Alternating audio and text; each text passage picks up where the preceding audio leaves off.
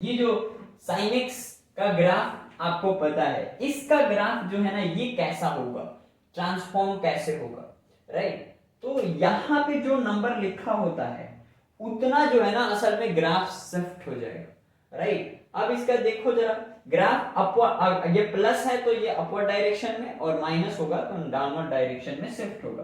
तो that is actually, ये अगर इसका यहाँ पे 2 है तो 2 यूनिट शिफ्ट होना है, यानी 1 2, यहां से ग्राफ होना है स्टार्ट होगा। और इसके अपर साइन का जो रेंज होता है वो -1 से 1 होता है, तो इसका मतलब ये 2 से स्टार्ट हो रहा है तो 3 पे जाएगा और लोअर लिमिट 1 तक आएगी।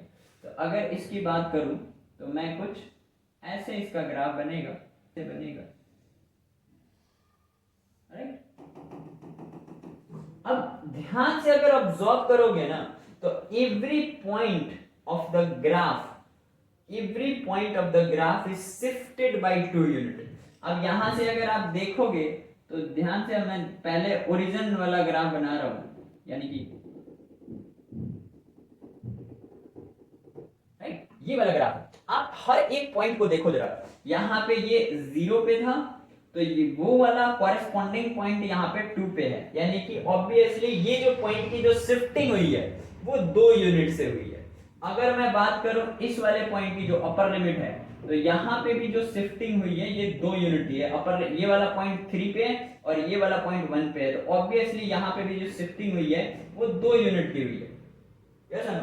अब यहाँ पे इसके लोअर लिमिट की बात करो तो लोअर लिमिट, इसका लोअर लिमिट असल में ये आया होगा कौन से पॉइंट तक, तो ये वाली चीज -1 है और यहाँ पे ये वाली चीज 1 है, तो 1 और -1 के बीच का भी डिफरेंस 2 होता है। तो जब भी आप जब y sin x का ग्राफ जो है वो ये है और sin x + 2 का अगर आप ग्राफ बना रहे हो तो उसका ग्राफ उसके ग्राफ का हर एक पॉइंट जो ओरिजिन ग्राफ है उससे उसके हर एक पॉइंट से 2 यूनिट शिफ्टेड मिलेगा। यहां पे आप देख सकते हो ये sin x का ग्राफ है और ये वाला जो ग्राफ आपको दिख रहा है ये ग्राफ आपका sin x + 2 का है। यहां पे हर एक पॉइंट जो है ना 2 यूनिट से शिफ्टेड है।